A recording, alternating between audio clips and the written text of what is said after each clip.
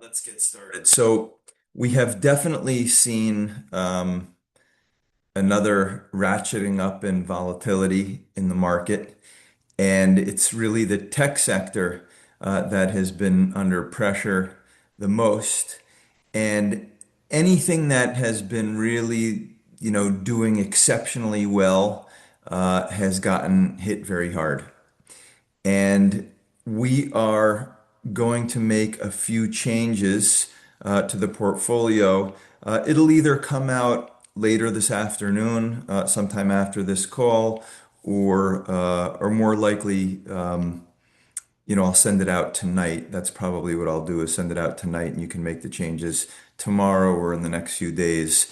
And I still need to do more tweaks, so I don't want to really get into any details of what the portfolio is going to look like. But broadly, the idea is that I think this period of volatility is probably going to last for a little while, and tech may remain under some pressure.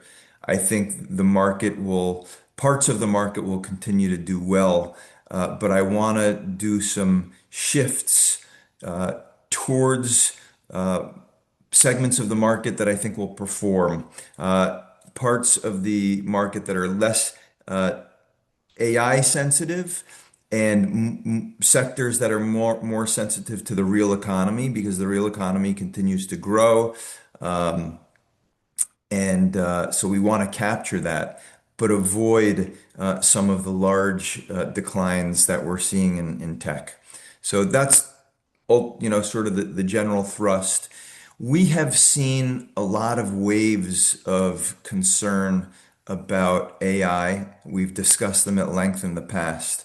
And the main concern is that these AI companies, they have continued to invest a tremendous amount of money. And their company's belief is they're going to get enormous returns on their AI investment. And markets continue to be concerned that the return on investment won't be as high as these companies hope. And additionally, that there's now so many different AI companies that they're going to compete so aggressively with each other that they will not have a lot of pricing power. They'll undercut each other in terms of pricing. That's what competition does in a free market economy. Nobody has a monopoly. And they'll undercut each other in terms of pricing, and that will also cut into their earnings growth. Now, competition in AI may not be good for certain companies, but it is really great for the overall economy. So what we really want to do is maybe pivot a little bit and play toward capture who's going to benefit from AI, as opposed to playing so much directly the AI companies themselves. So this tweak in our portfolio is going to be a little bit more aggressive than we've seen in the past. There'll be some new names in there that you haven't necessarily seen before, and some ETFs will come out. But again, you'll probably have that sometime this evening. And it is again to capture this idea that I think volatility, it seems to come like every 5 to 6 weeks, we get this big wave of volatility and it doesn't seem to dissipate, right? It just comes back. And each time comes back, it comes back with even more force. So that's going to be the reason for these shifts this evening. I want to now turn to the Fed and what I am calling the new Fed, because we are going to see some significant changes, and we're going to get to that. So Kevin Warsh, in all likelihood, assuming he is the official nomination actually becomes official because his name has not been submitted to the Senate yet. I fully expect that it will be submitted to the Senate. Once it gets submitted to the Senate needs to approve it. There could always be some delays, but let's assume that he is the next Fed chair. and his first meeting should be in June. Powell's term expires in May. The following FOMC meeting is June, and that would be the one that Kevin Warsh attends as Fed chairman. So there have been two major criticisms of Warsh. So before we get into what Warsh is going to bring to the Fed, let's talk about the two major concerns. The first major concern is that Kevin Warsh is going to be a yes man. He has come out publicly and said he wants to reduce interest rates. There's no way that Trump would have appointed him if he weren't going to agree to cut interest rates.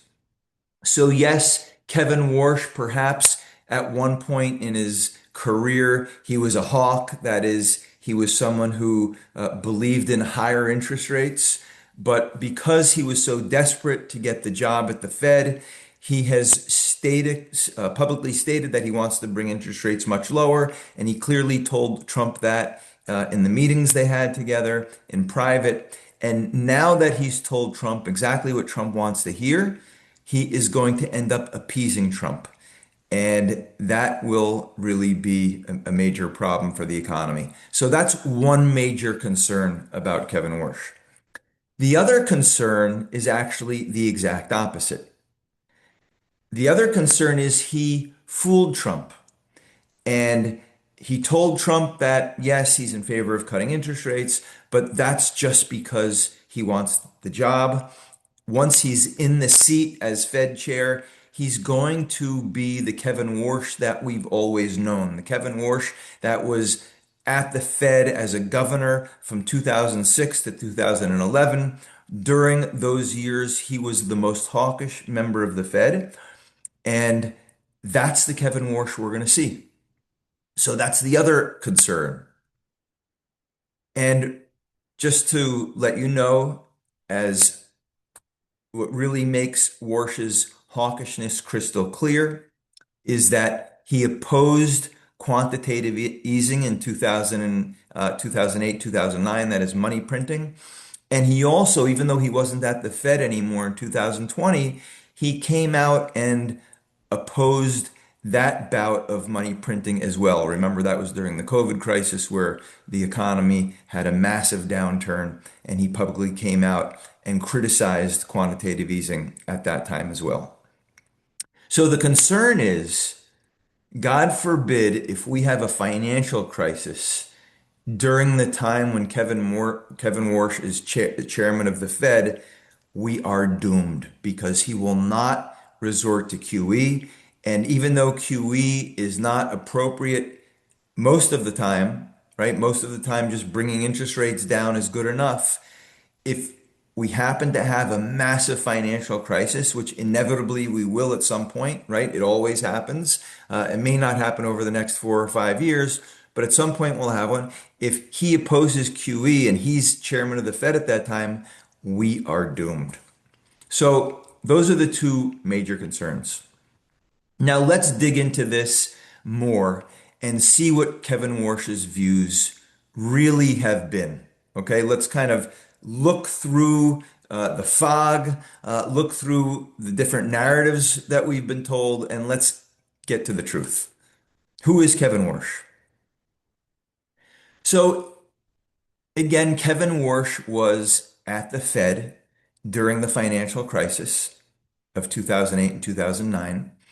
And in fact, Kevin Warsh voted in favor of quantitative easing. He voted in favor of money printing. And not only did he vote in favor of that QE program, he was instrumental in acting as an intermediary between the banking system and the Fed. Ben Bernanke was chairman of the Fed at that point, and Ben Bernanke has publicly stated that Kevin Warsh was one of the most useful people at the Fed because he had such good contacts and relationships on Wall Street. And he was extremely involved in communicating and relaying information back and forth between the Fed and the financial sector during the crisis. And because he played such a key role and he had such good contacts, the Fed was able to tweak its quantitative easing program and better adapt it to the situation, to the needs of the banking system. And he really was irreplaceable.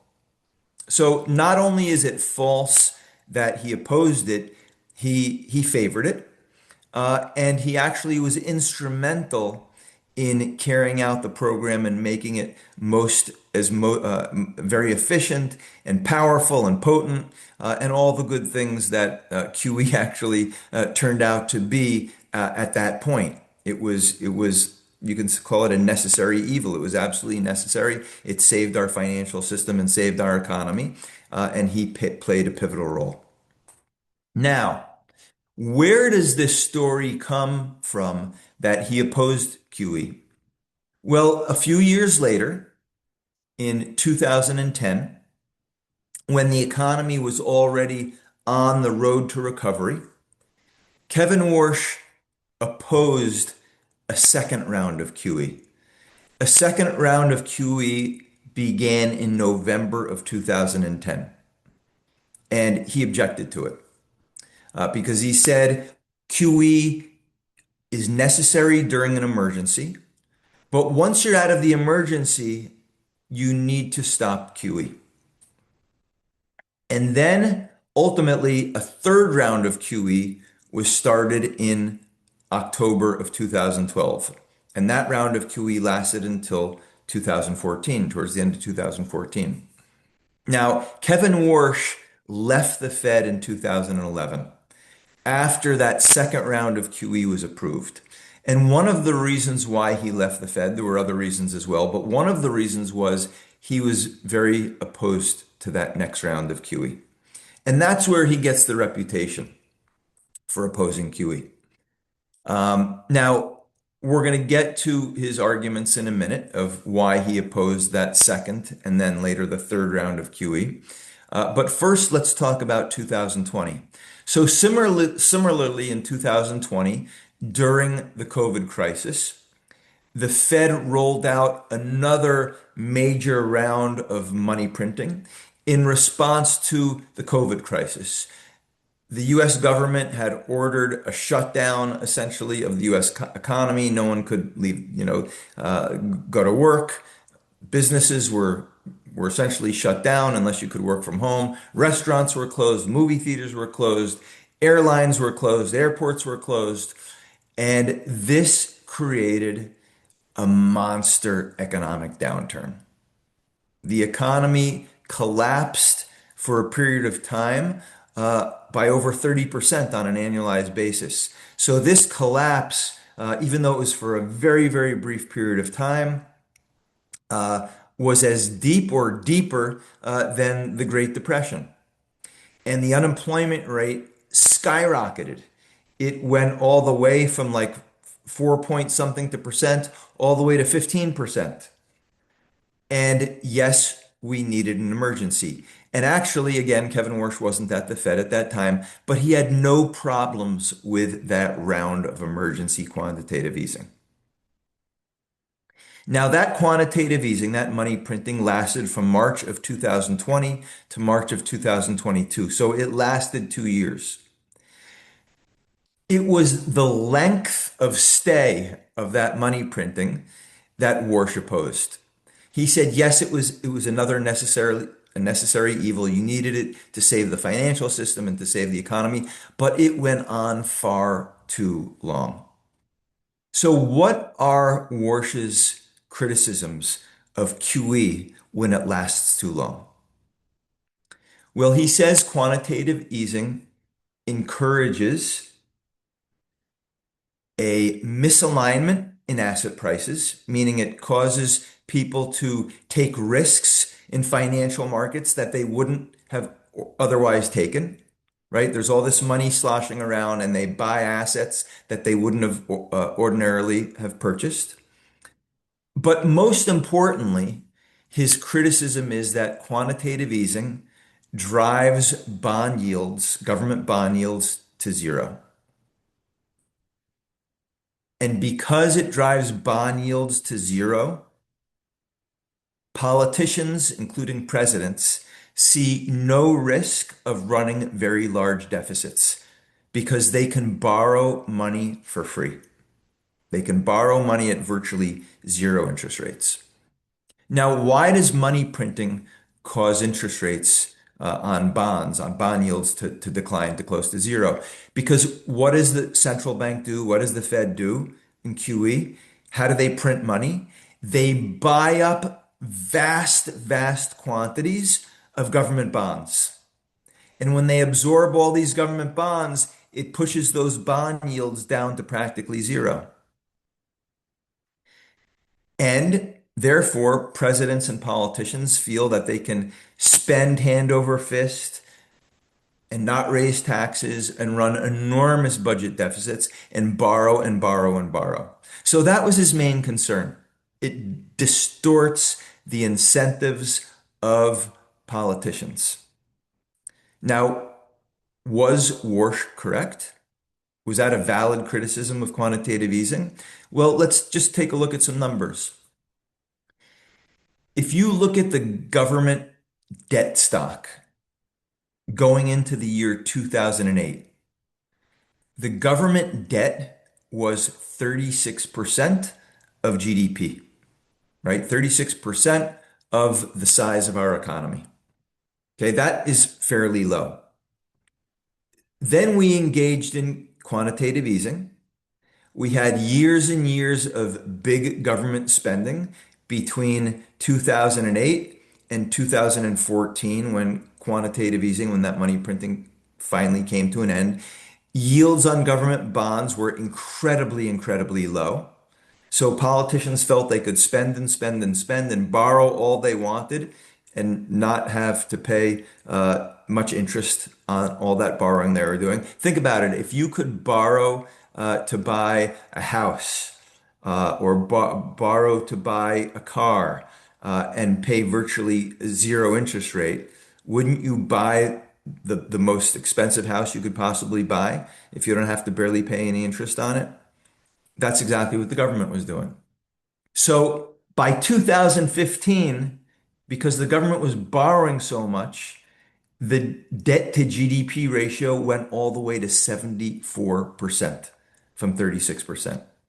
So Kevin Warsh looks like he had a good point. He was right. What about the COVID crisis?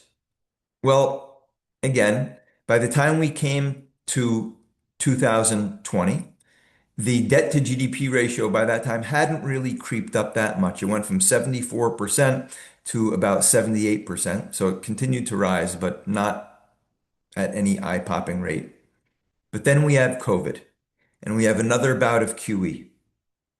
And that QE lasted all the way through most of 2022, or a good portion of 2022.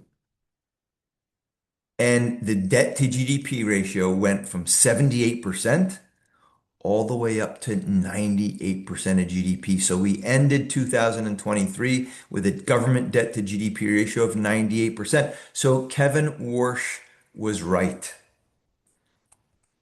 QE, keeping bond yields at close to zero, clearly gives a strong incentive to politicians and presidents to spend way too much, to spend more than the government collects in tax revenues and run up enormous debt.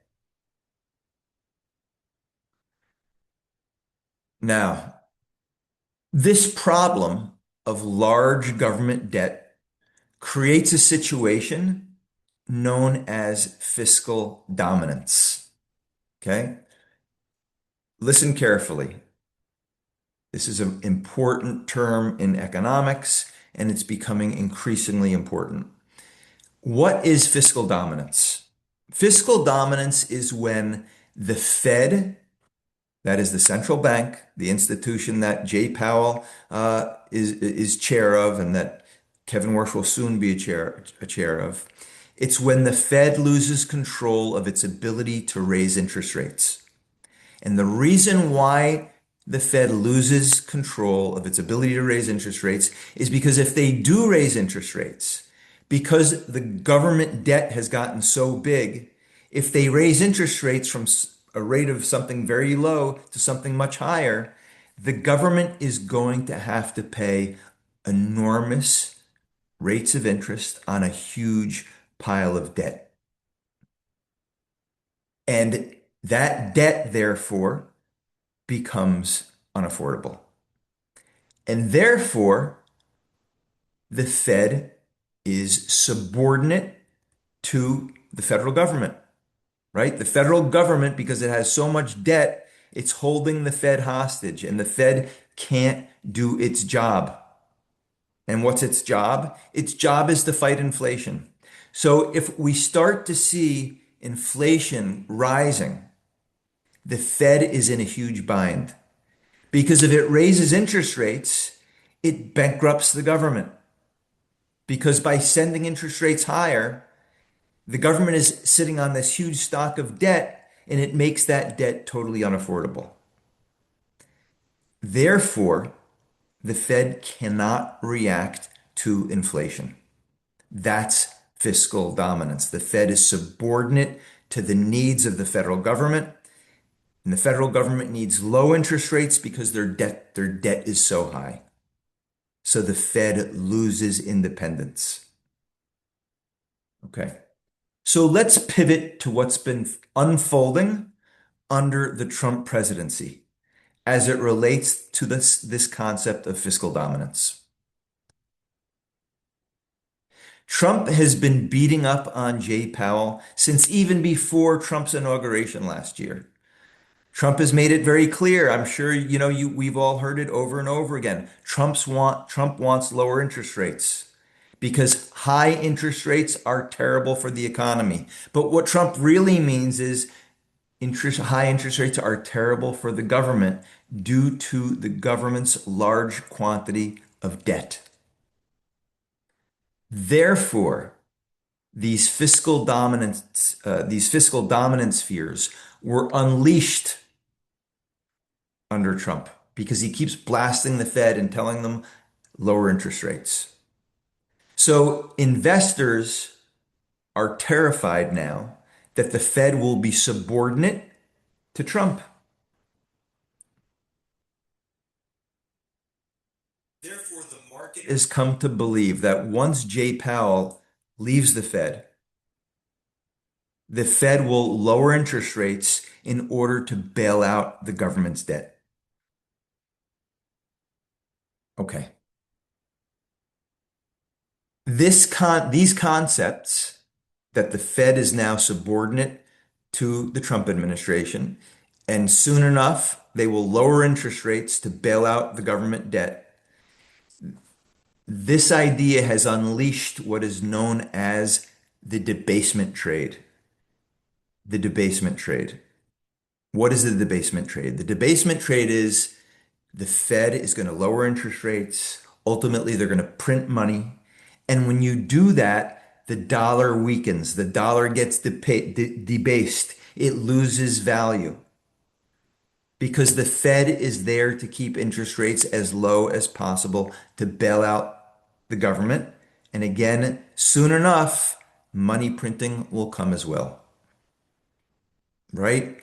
And Trump was so desperate to get rid of Powell, to fire him, right? Coming up with, this excuse that there was a big overrun on the expenses on this reconstruction of the new Fed building. That was all an excuse to get Powell out of there, to get his guy in there, to lower interest rates, to bail out the government. And there's the debasement trade. And now you understand why everyone has been selling the dollar, buying gold, buying silver, because Trump is going to debase the dollar. And by the way, as an aside, going back a bunch of years ago and right up until fairly recently, this is the entire reason Bitcoin was created, because supposedly the dollar would become worthless one day. And Bitcoin was digital gold. But guess what? Just as an aside, Guess what's not digital gold? Bitcoin, right? Bitcoin has been a complete flop. Now that the debasement trade is running hot, it's been gold and silver that's been running hot, and Bitcoin has been tanking, which is just a very interesting side note. But Bitcoin clearly has not played the role that it was that it was created to do. Okay, let's return to Kevin Warsh. Kevin Warsh may just be the antidote, the solution to end the debasement trade. And that's what we're going to get into in a moment. So we said that Kevin Warsh has this reputation of being a hawk, but people are concerned that he's going to be a pawn of Trump.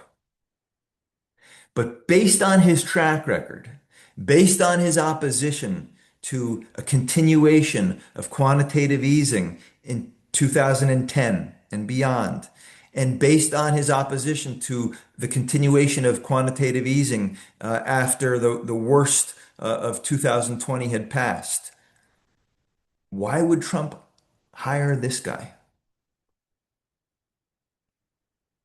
And by the way, do I think Trump understands the debasement trade and the reasons for why gold is has been running hot and why the dollar has been tanking? I do not think Trump understands these ideas. But you know who does understand these ideas? His Treasury Secretary, Scott Bessent. And obviously, Kevin Warsh understands these ideas because he's been talking about it for years. And there is someone else who understands these ideas, and his name is Stan Druckenmiller. Stan Druckenmiller is probably the best hedge fund manager of the last 30 years. And Stan Druckenmiller's major concern, I would say since probably 2011, 2012, his major macroeconomic concern is the ballooning government debt. Now, who used to work for Stan Druckenmiller? Scott Bessent. Stan Druckenmiller, years ago, was the uh, top hedge fund manager at the Soros Fund, George Soros. Now, George Soros has a terrible reputation. He's awful. I can't stand him. But uh, people who work at that fund do not necessarily share Soros's political views, and I assure you, Stan Druckenmiller is a conservative. He's quite right-wing, and he does not share any of Soros's ideas. I'm sure he's sick to his stomach, um, uh, just like we are when we think about George Soros, even more than we are, because he knows him personally. Um, but my point is, Stan Druckenmiller, when he worked for Soros, Scott Bessent worked for Stan Druckenmiller, and they have remained very close to this day. Now, who else worked for Stan Druckenmiller up until like right now? Kevin Warsh. So these three men share a common view on the debt problem that the United States confronts. And they also share a common view that the Fed, by keeping interest rates too low, by engaging in quantitative easing for too long, have created or fueled this problem of excess government deficits. Now, the odds that Druckenmiller, Bessent, and Warsh haven't discussed plans for Warsh one day being chairman of the Fed, the odds that they haven't come up with a plan, the odds of that are zero. Of course they have. This is what they've been discussing for years. And the odds that they haven't built a sophisticated team to map out a plan how to deal with this and how to extract the Fed out of this problem and impose discipline on the government, The odds that they don't have a detailed plan for this are also zero.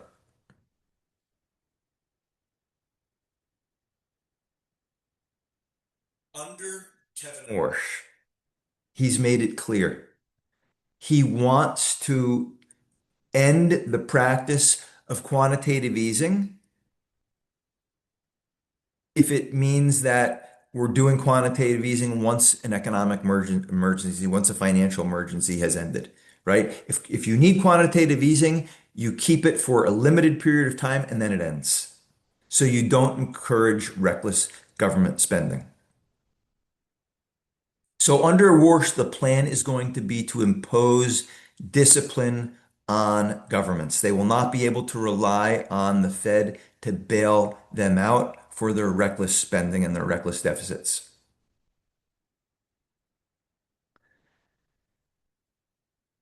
Now, why in the world did Trump pick Kevin Warsh? This does not sound like Trump's guy because Warsh has always been a hawk. He doesn't like quantitative easing. He doesn't like the Fed helping the government out of its problems. So why did Trump pick Warsh? It seems to be a total puzzle. It makes no sense. He could have had Kevin Hassett, who seems to be much more amenable to loose monetary policy meaning keeping interest rates as low as Trump wants them. Or he could have had Chris Waller, who's currently at the Fed, who also has been pounding the table on low interest rates, the need for low interest rates. So this is such a puzzle. Why did he go for Warsh? Well, Kevin Warsh made the following case to Trump, and he's made the following case in public. He says right now, we are going through a period in our economy where we are going to see enormous productivity gains because of the AI revolution, which means that the economy can grow fast without this rapid economic growth fueling inflation. And therefore, the Fed has room to reduce interest rates. Now, the analogy Warsh leans on to make his case that interest rates can be lowered without generating inflation. The analogy he draws on is Alan Greenspan, who is chairman of the Fed during a period, well, for a long period of time, but specifically the period of the mid 1990s to 2000. Greenspan argued that we were going through a technology revolution and GDP growth could run faster than normal without fueling higher inflation because of the technological advancements we were experiencing. Now, normally, stronger economic growth does fuel inflation because normally, stronger economic growth means excess demand, consumers are buying hand over fist, and that excess demand of buying goods and services and allows companies to increase prices at a pretty rapid pace, and that's inflation. But Greenspan argued during the mid 90s to 2000, because of these productivity gains we were experiencing, every worker was producing more goods and services for each hour they worked because of the new technology because of the technological revolution that we were experiencing. So whereas it used to, maybe we would produce, I'm just going to, you know, 5 television sets an hour. Now we can produce 8 television sets an hour. So that's more GDP without any inflationary impact. It's just due to increased technology. So Warsh is making the same case. He says we're going through something similar now. And just like Greenspan was able to keep interest rates low and not fuel inflation, we can do the same thing today. So Trump likes this. This is a guy who is very well liked by Wall Street. He's got incredible connections to the biggest CEOs on Wall Street and in the United States. He's very influential. And he's telling Trump, yes, we can cut interest rates and it won't be inflationary. But here's the thing, and it's what Trump doesn't necessarily really understand, but it's the most important piece. If Warsh can convince the markets and politicians that he will not use money printing so aggressively, he can impose discipline on government spending. He wants to send a serious signal to the markets that he's serious about this. What's the signal that he wants to send to the markets that the day of easy money printing, helping the government finance big spending? How's he trying to send the signal to politicians and to the markets? He's telling everybody, I am going to shrink the size of the Fed's balance sheet. What does that mean?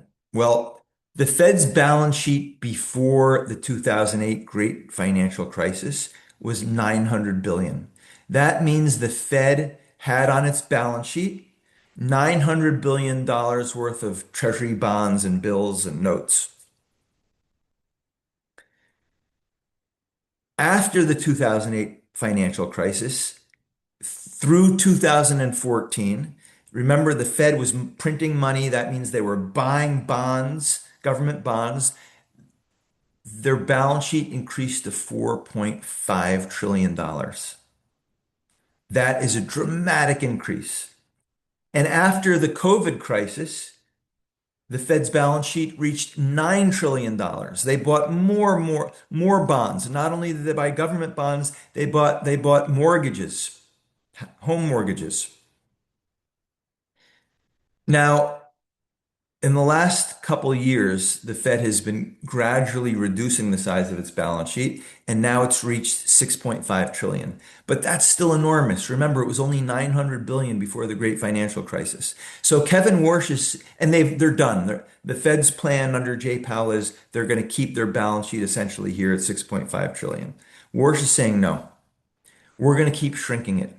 We're going to shrink it by gradually selling treasury bonds or maybe letting these treasury bonds mature.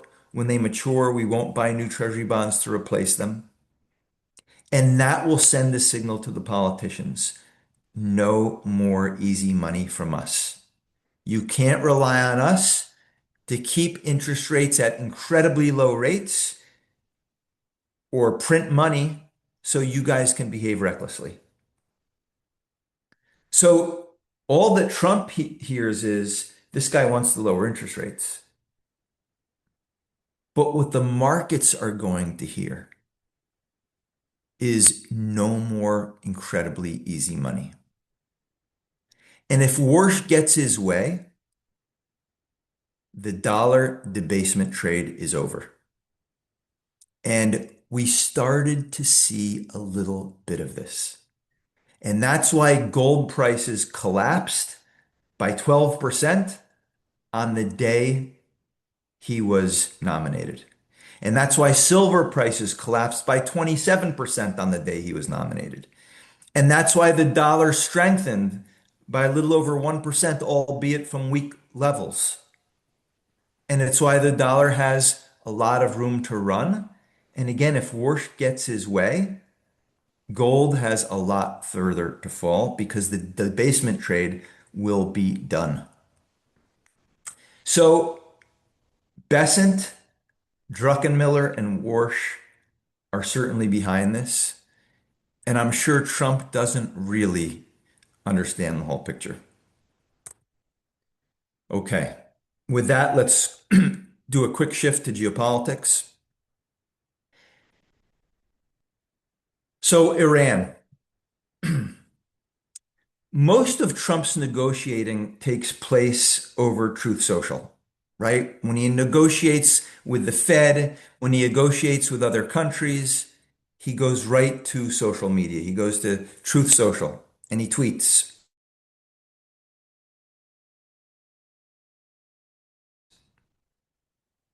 Several weeks ago, Trump began warning Iran through tweets that if they executed anybody if he executed, right? Not just shot him, if he executed anybody, there would be hell to pay. Then he went on to urge Iranian protesters to remain in the streets, and he told them they should take names of those doing the killing. And he told them help is on the way. So what happened? These protests, which were at that point in the hundreds of thousands, after Trump told them help is on the way, millions of people took to the streets.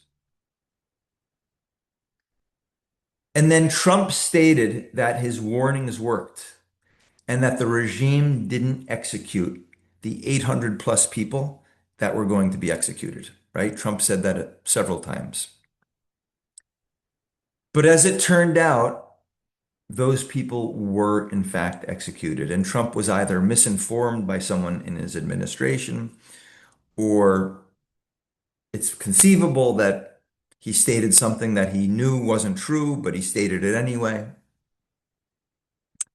Additionally, after Trump said that help was on the way, and after those executions took place, an estimated 33,000 more people were killed on January 8th and January 9th in the streets over this 2-day period. In fact, there's estimates that go all the way up to 70,000 people perhaps were killed in this 2-day period. It was perhaps the largest bloodbath in a single day that we've seen in modern history. So Trump drew what's known as a red line. He said, if you execute 800 people, if you kill any more protesters, we are coming. There will be hell to pay. But what has Trump tweeted out in the last few days? Well, the latest tweets, and not only tweets, but he said it publicly on TV, that he's negotiating with the Iranian regime. So what is going on? There are reports that the White House is divided and there's a real dispute going on. And Trump is torn between those who want to take military action and those who want to negotiate and want to avoid military action at all costs. Is that true? Based on the research that I've done, a lot of things that I've read and listened to, my feeling is that Trump is buying time right now. And when Trump came out and told the Iranian people to take to the streets and help us on the way, he simply was not prepared militarily. He didn't realize that we needed far more military hardware in place to accomplish his goals. Now, we don't know exactly what his goals are, but there's no doubt that in between the time that those massacres took place in Iran and now, Trump sat down with his top military brass and they had a serious conversation. Trump told them his objectives and they told him, Mr. President, we don't have the military assets to accomplish those goals at this point. We need time. So I think Trump is buying time. Now, in addition to not having the assets necessary to achieve our offensive goals in Iran, it also seems that we didn't have the assets in place to also protect us defensively. And not only does the United States have assets in the Middle East that they need to protect, but there's Israeli assets that we want to protect. There's Saudi assets. There's United Arab Emirates assets. There's Qatar assets. There's many allies in the Middle East that need more protection if we are really going to launch a serious offensive.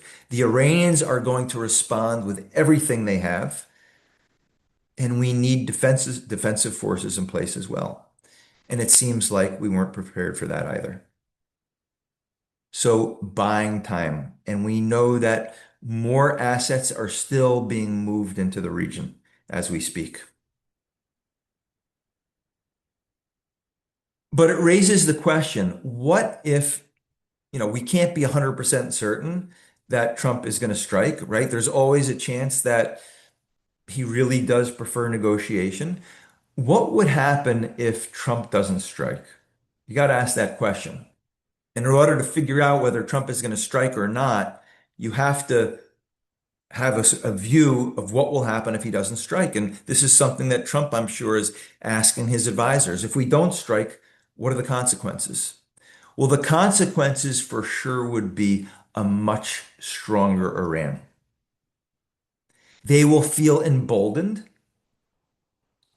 and their allies in the region will feel emboldened. The Chinese will feel emboldened. The Russians will feel emboldened, right? Because it was a bluff. And Iran called Trump's bluff and Trump backed down, right? Your enemies love it when you back down. That's a very, very high cost to pay, high cost to pay. Now, remember in 2012, Obama drew a red line in Syria. He told Assad, if you use chemical weapons against the Syrian people, there will be hell to pay. And what happened? Assad used chemical weapons. We did nothing. And there was hell to pay. But the hell to pay was hell for the United States. It led to the creation of ISIS. It led to an emboldening of terrorist groups throughout the Middle East because the terrorists realized that Obama had no background. Now, if that's what Trump does, if he pulls like a version of an Obama, it will be even worse.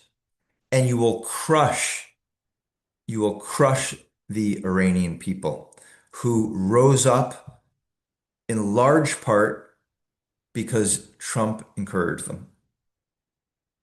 And it would be devastating to them and devastating to their cause. Well, what is the situation in Iran right now on the ground? We mentioned that somewhere between 33,000 and 70,000 people have been killed, and probably more than that. In these protests, hundreds of thousands of people were wounded. So hospitals are filled with wounded. Now, something I learned is that doctors who released these wounded patients from hospitals, these doctors were arrested immediately. So the wounded had to be kept in the hospitals, and the regime sent its repressive apparatus into the hospitals, and anyone who was wounded in these protests, in most cases, they were arrested and brought to jail. In some cases, they were their lives ended because the IRGC or whoever it was pulled a gun from their holster and put a bullet in the brains of these wounded protesters. That happened quite a bit, and it still happens.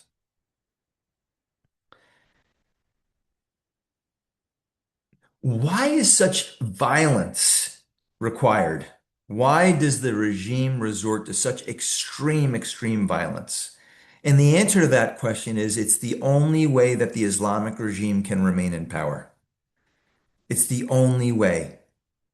They need extreme violence and extreme fear to hang on. That's where the regime is right now. They have lost all legitimacy.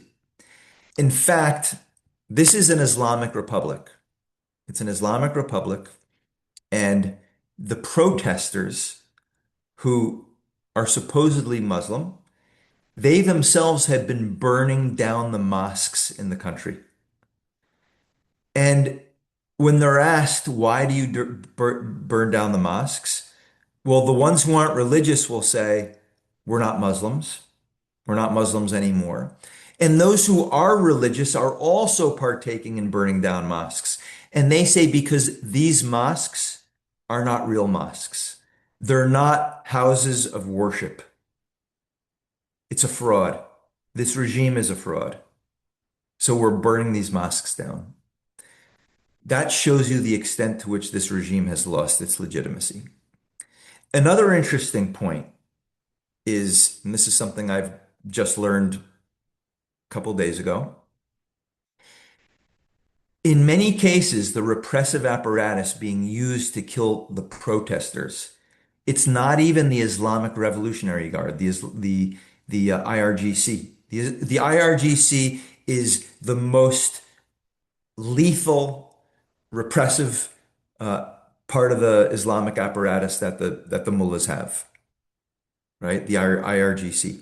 In many cases, they're not even using the IRGC. What they've done is they've imported groups from abroad, from Afghanistan, from Iraq, from Sudan, and those are the ones, to a large extent, doing the murdering, right? Because the regime, it's not that the IRGC necessarily refused to kill Iranian citizens, but the government is afraid to use the IRGC to do the shooting because they're worried that maybe ultimately those guns could be turned on the regime itself. So that's a really interesting development that you'll never hear reported in the news. Now, question is, what are Trump's objectives? Because Trump, like most things he keeps close to his chest, we don't really know. But given the time that he's taking, given the fact that he's amassing so many assets in the region, clearly he wants to do something pretty big. He'll for sure want to finish off all of the regime's nuclear capabilities. You would suspect he wants to finish off their ballistic missile capability because they've rebuilt a lot of their ballistic missile capability. So he's going to want to finish that off. And he's going to want to attack the IRGC barracks, their headquarters. He's going to want to completely disrupt the communications networks inside Iran, so the regime cannot communicate with the IRGC and with the rest of the repressive apparatus in the country, and disrupt their offensive military capabilities by breaking the communications chain. He'll want to hit the IRGC barracks, right? The headquarters. Um, a big question is, will he take out the leadership, or at least the leader? And if he does, what is his goal then? And there's a lot of speculation that Trump will want to pull off what he's pulled off in Venezuela, which is leave in place a dictatorship, but not with this leader. And then force the new leadership, to cooperate with the United States in some form. That's the speculation. Now, as in the case of Venezuela, I think if we do that in Iran, like in Venezuela, it will be a temporary situation because you cannot have the United States backing a dictatorship that goes against the will of the people for very long. It's just not a very sustainable situation. But it could be an intermediate situation that lasts a period of months, maybe a year or two. But ultimately, you're going to need to allow the will of the people to express itself. And the will of the people in Iran is to get rid of this Islamic government. They very much believe that this Islamic government does not represent them, that it is an imposter, it is a terrorist regime that is holding the people of Iran hostage. And something that's really interesting, something else that I learned recently, and these are things that you can only pick up, people from people who understand Persian, that's the language they speak in Iran, and are tapping into the social media channels. The Iranian people are saying they're being criticized by people in the Muslim world. They're saying you're not being real Muslims. You're going against an Islamic government, so you're not real Muslims. And the answer that they you hear oftentimes from the Iranian people is, you're right, we're not real Muslims. This is not who we are. Islam was imposed on us. We were never a Muslim country. It was imposed on us, and we're rejecting it. So ultimately, it doesn't seem sustainable that you can have an Islamic dictatorship holding a people hostage, a people of 90,000 people. It's not a sustainable situation. If we go for some regime change light, which I do think would be Trump's preference, again, it would be for a short period of time, but not a sustainable form of government. Anyway, it seems to me, bottom line, that we have good news coming at the Fed. It's going to take time before we ultimately get the new Fed in place and Kevin Warsh can carry out his plans. I think we're going to get a strike in Iran. I don't know if it's days away, weeks away, or perhaps it's even a couple months away. But I'm very confident that it's coming. This will ultimately be very good news. And so we have some good news, good things to look forward to in the weeks ahead. All right, questions.